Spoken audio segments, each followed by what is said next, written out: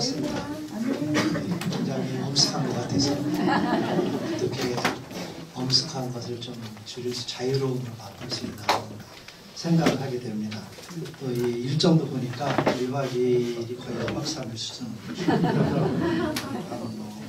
11시까지 홀로 대부분이 다 고령자인데 아마 좀 그분들이 건강이 걱정되기도 합니다. 예. 원래는 제가 뒤에 강의가 있기 때문에 행정청장님의 설교였었는데 갑자기 또 본부에 부득이한 사정이 생겨서 일단은 나중에 올라오시게 돼요. 그래서 제가 설교는 이제 대타입니다. 네. 잠깐 말씀을 나누도록 하겠습니다. 아무래도 이제 제가 요즘 선교가 도대체 뭐냐 이런 질문을 계속 하게 됩니다. 왜냐하면은 GMS라는 단체가 하나님의 나라를 확장시키는 일을 지속하고 있는 단체고 또 소속한 분들이 하는 일이 그거기 때문에 우리가 좀 선교라는 데 고민을 많이 하게 됩니다. 특별히 최근에 가장 큰 방향은 제가 이제 잠시 후에 강의 때도 이야기하겠지만 기독교가 이제 2000년 동안에 있었던 몇 번의 큰 패러다임의 시프트가 변화됐었는데 그 패러다임 시프트 변화 가운데 하나인 지금 그 변화를 지금 겪고 있기 때문에 그런 고민을 더 하게 됩니다. 기존에 2000년 그리고 짧게는 현대 선교운동이 시작된 지 230여 년이 됐는데 230년 만에 좀 기독교가 완전히 새로운 시대로 도래를 했습니다. 기독교가 시작할 때는 1800년도에는 99% 이상이 서구가 기독교를 주도했었고 또 크리스찬이티도 서구밖에 없었고 이제 20세기가 들어서면서부터 1900년도 통계에 가면 이제 서구 기독교 퍼센테이지가 여전히 더 높고 비서구가 약간 있었고 근데 그게 이제 20세기 말에 가면서 이전 세계 기독교 인구가 비서구가 훨씬 많아졌고 오늘날의 통계는 2배 이상이 많아졌고 앞으로는 향후 30년 후에는 서너 배 이상이 많아질 거다 이렇게 예측을 하고 있기 때문에 기독교라고 하면 이제 많이 형편과 상황이 달라졌기 때문에 그렇습니다. 그것은 단순히 뭐 서구가 세계 기독교 시대가 됐다 이것을 말하는 것이 아니라 여러 가지 면에서 우리가 생각하고 고민해야 될 부분이 많다. 왜냐하면 저희 특별히 한국 선교사님들은 전환의 시기에 있었거든요. 전환의 시기라는 것은 어떻게 보면 앞시대의 마지막 부분에 있었기 때문에 보고 듣고 배운 것이 뭐냐면 앞부분만 배우고 있었거든요. 지난 30여 년 동안의 그 모든 선교 사역들이 다 사실은 우리 한국교회의 독특성을 갖고 한 것이 아니라 그냥 서구가 한 것을 답습했다. 이것이 정확한 표현입니다. 그래서 우리가 알고 이해하고 배운 것은 다 사실은 서구죠. 그 도구를 가지고 선교를 해왔는데 문제는 지금 상황이 바뀌어졌다는 거죠. 복음을 전하는 미션 폴스, 선교국이 선교지, 미션 필드로만 향하는 일방적인 방향이 이제는 양방향 혹은 다방향 이렇게 바뀌었거든요. 그렇기 때문에 우리가 많이 깨어 있어야 되고 또 우리가 정말 많은 성찰을 해야 된다 하는 것이에요.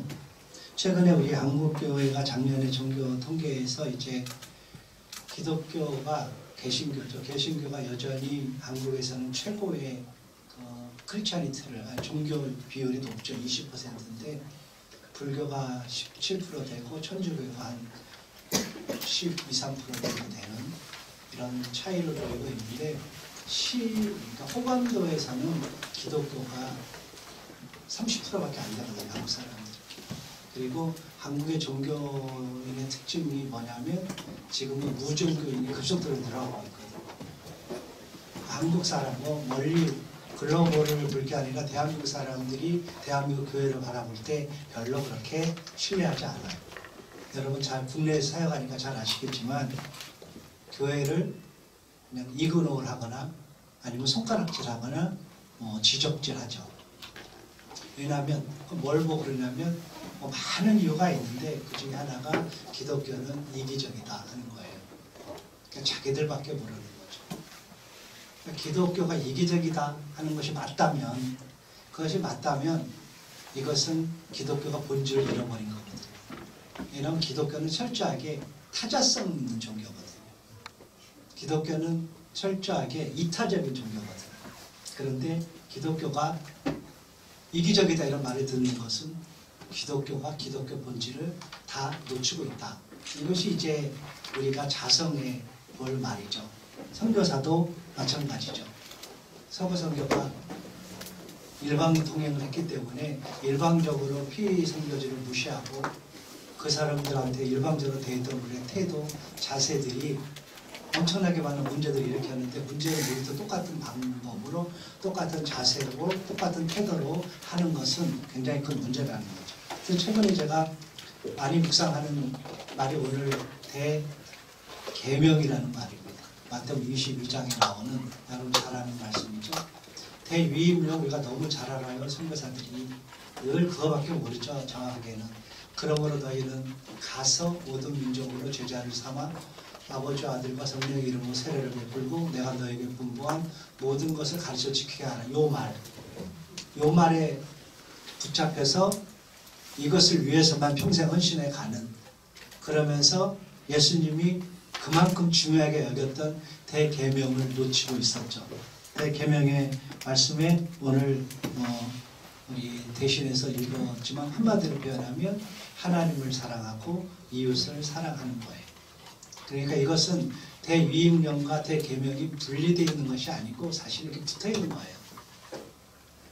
우리에게 사명을 주면서 우리에게 어떠한 자세, 어떤 태도로 나가야 되는지를 알려줬는데 우리는 뒤에는 이렇게 뺐죠.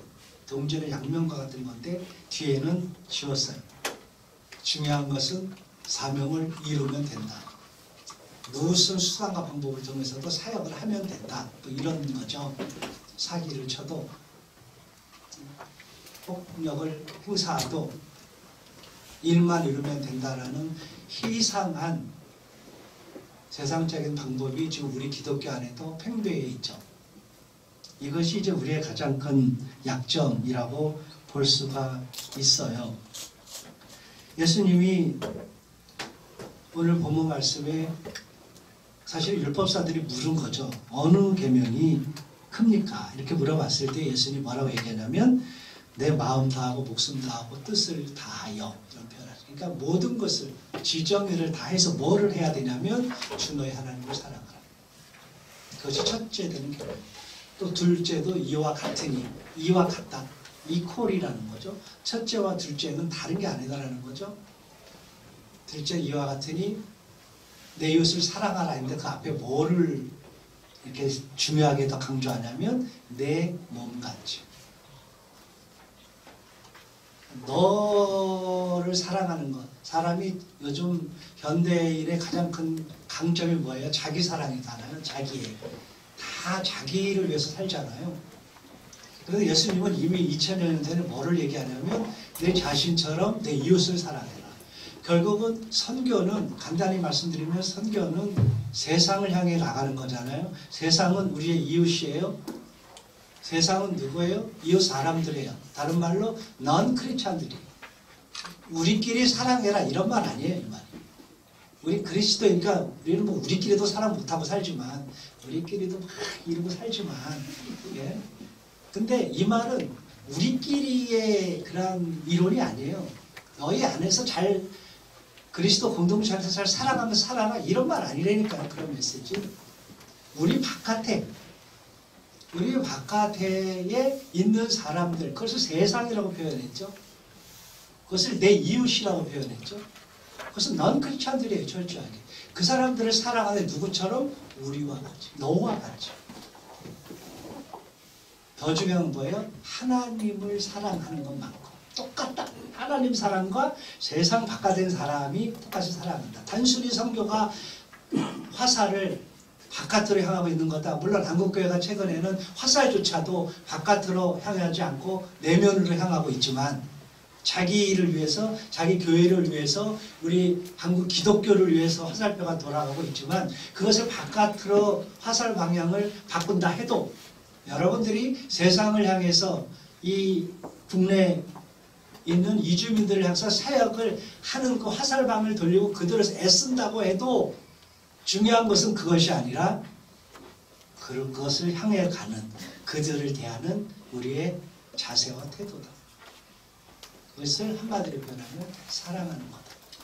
그것을 말하는 거예요. 사랑하는 것과 대위임령, 즉 예수 그리스도가 주신 대사명을 이루는 것은 같이 가는 거다. 그것을 강조하고 있는 거예요. 얼마만큼 그 선교사의 태도와 자세가 중요한가를 말하는 거죠. 사실은 여러분 경험하겠지만 복음을 전달받는 사람들이 우리가 사형리나 아니면 뭐 다리 예화나 가진 어떠한 도구를 가지고 예수님 앞에 돌아온다고 생각하시면 안 돼요. 예수님은 너희가 도구를 잘 활용해서 복음을 전해 이렇게 표현하지 않았어요. 우리가 서로 사랑하고 서로 화목하고 그러면 그 사람들이 우리를 보고 예수를 제자한 줄 안다. 이것이 진정한 원리거든요. 영향력이거든요. 그러니까 선교를 한다라는 것이 엄청난 테크닉, 기술을 요하는 것은 아니에요. 사실은.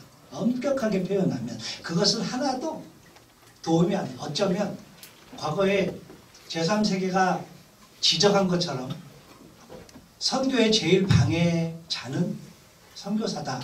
이 말에 우리는 뼈 깊이 들어야 돼요. 내가 방해자 될 수 있다 하는 것에 대해서 끊임없이 성찰을 할 수 있어야 된다고 생각을 해요. 지금은 우리가 선교하는 대상의 수준이 많이 높아졌거든요. 동남아도 많이 높아졌어요. 동남아의 젊은이 장난 아니에요. 과거처럼 20년, 30년 전처럼 90년대 뭐 저희가 선교를 할 때처럼 그냥 선교사라는 이유만으로 그들이 따르고 존경하지 않아요. 그리고 그때는 그들이 정말 없었어요. 그러니까 그저 있는 것처럼 보이는 선교사들에 대한 리스펙트가 좀 있었어요. 지금은 우리 없는 줄도 알고 선교사들이 와서 뭐 하는지 다 알잖아요. 그런 면에서 저는 선교는 뭐 거창한 말이나 뭐 대단한 스킬이나 아니면 어떠한 프로젝트나 이걸로 하는 것이 아니라는 거예요. 예수님이 대위임령에서 너희는 가서 모든 민족으로 가서 제자 삼는 것 이렇게 표현하잖아요. 제자 삼아. 그러니까 사람을 상대하는 거거든요. 여러분 사람 상대해 보셨잖아요. 사람을 상대할 때는 인격적으로 상대 안 하면 절대로 그 사람이 들어오지 않습니다. 왜 우리가 돈으로 선교하지 마세요, 뭐 다른 걸로 선교하지 마 이런 말을 하냐면 그렇게 하는 것은 잠시 마치 그런 거죠. 이렇게 모이는 것은 두 가지로 모이는 거잖아요. 하나는 이 모임이 진짜 가치가 있고 여러분한테 메리트가 있어서 모이는 거고 또 하나 왜 모이는 줄 아세요? 가면 1박 2일 밥 주고 재워주니까 오는 거예요. 실제로 있어요. 일반 세상에서도. 그거를 좀 전문 용어로 떡고물이라고 해요. 네. 떡고물이 있으면 가요. 모이는 장소에 가는 사람은 떡고물이 있거나 정말 거기에 대해서 가치를 느끼고 가는 거나 두 가지거든요. 기독교의 강점은 떡고물 때문에 이루어지지 않아요. 가치 때문에 이루어지는 거예요. 가치 때문에 선교사가 되는 거, 가치 때문에 사역자가 되는 거죠. 그러니까 누가 가치를 쫓느냐 떡고물을 쫓느냐가 평생 이렇게 본인들의 선택으로 가는 거예요. 그런 면에서 저는 대위임령보다 선교사들은 정말 대계명에 대한 묵상을 깊이 해야 된다고 생각을 합니다.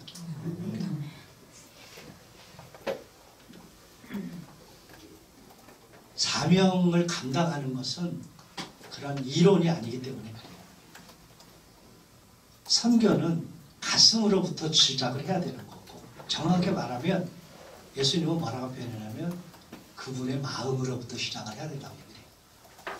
그래서 예수님을 닮는 삶을 요구를 하는 거죠. 예수님의 마음이 우리를 통해서 이웃에게 전달하는 것. 우리 이주민 사역에 가장 많이 썼던 말이 그거잖아요. 우리의 이웃.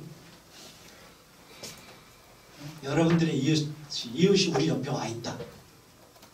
거창한 말 쓰잖아요. 그 이웃에게 뭐를 전달해야 되냐면 마음을 전달해야 되는 거죠. 선교가 과업 중심이 되면서 지구촌에 엄청난 폐해를 만들어놨기 때문에 그래요. 선교가 계속적으로 지금처럼 관계 중심, 본질 중심이 아닌 어떤 과업 중심으로 가는 한 선교라는 명목하에 이루어지는 뭐 열매 있겠지만 그것 때문에 이루어지는 엄청난 많은 폐해를 우리는 같이 가지고 가게 될 거예요. 선교를 한다라는 것, 그것이 뭔가, 선교 사역이라는 도대체 뭔가, 이러한 본질적인 질문에 우리가 다가가기를 소망합니다. 최근에 기독교 시대에서 성찰할 때에 무엇을 제일 많이 해요? doing을 고민하지 말고 being을 고민해라. 무엇을 하려고 하는 것에 너무 관심 갖지 말고 내가 누구냐, 어떤 사람이냐에 더 관심을 가져라. 여러분들이 하나님의 일을 하는 게 아니라 하나님이 저와 여러분들을 쓰시는 거잖아요. 그럼 하나님이 저와 여러분들의 기술을 갖고 쓴다고 생각하지 마세요. 저와 여러분들의 보잘것없는 우리 자체를 가지고 쓰는 거거든요. 우리가 빙이 얼마나 소중한가에 대한 교훈이라고 생각을 합니다. 대사명을 위해서 어떠한 수단이나 방법을 강구하는 것은 하나님을 기쁘시게 하는 것이 아닙니다. 진정한 하나님의 제자는 그렇게 생각하지 않기 때문에 그렇습니다. 복음 전파가 한쪽에서 한쪽으로 일방통행하는 그 이상한 방법은 더 이상 사용되어서는 안 됩니다. 이제 또다시 정말 이 이주민 선교가 너무너무 중요하다는 것은 뭐 여러분들도 너무 잘 알고 있는 내용이기 때문에 중요한 것만큼 우리가 잘 해야 됩니다. 이게 잘 아시는 대로 2009년 러잔에서 가장 큰 이슈가 이주민 선교였어요. 대한민국에도 우리 GMS는 2009년 이전부터 이주민 선교 사역자들을 선교사로 보냈습니다. 20년 가까이 됩니다. 그걸 성찰하고 우리가 어떻게 해야 될까? 좀 힘을 모으고 지혜를 모으고 우리 영명들 엮는 것, 이것이 필요할 때라고 생각합니다. 이번 선교 심포지움을 통해서 정말 그러한 기대가 저 개인적으로도 있고, 정말 GMS가 전 세계 어디서나 그러한 모든 일의 사역에 주도가 됐고 또 그 중심에 섰고 주인공들이 됐는데, 이번 이주민 선교 분야에서도 사람들이, 우리 주변이 GMS 선교 사역을 이렇게 보면서 GMS 선교 선생님들을 보면서 정말 팔로워가 돼야 되겠다 하는 그러한 우리 GMS 국내 한국 이주민 지부가 되기를 주의 이름으로 축원합니다. 무엇보다도 여러분들이 이 자리에서 그러한 우리의 마음을 모으는 일, 그리고 우리의 일보다는 대의, 하나님이 원하시는 것이 무엇일까 하는 일에 더 매진한다면 하나님이 우리가 생각하고 상상하는 것 이상으로 우리 GMS 한국 외국인 지부의 사역을 더 흥황하게 할 줄을 믿습니다. 기도하겠습니다.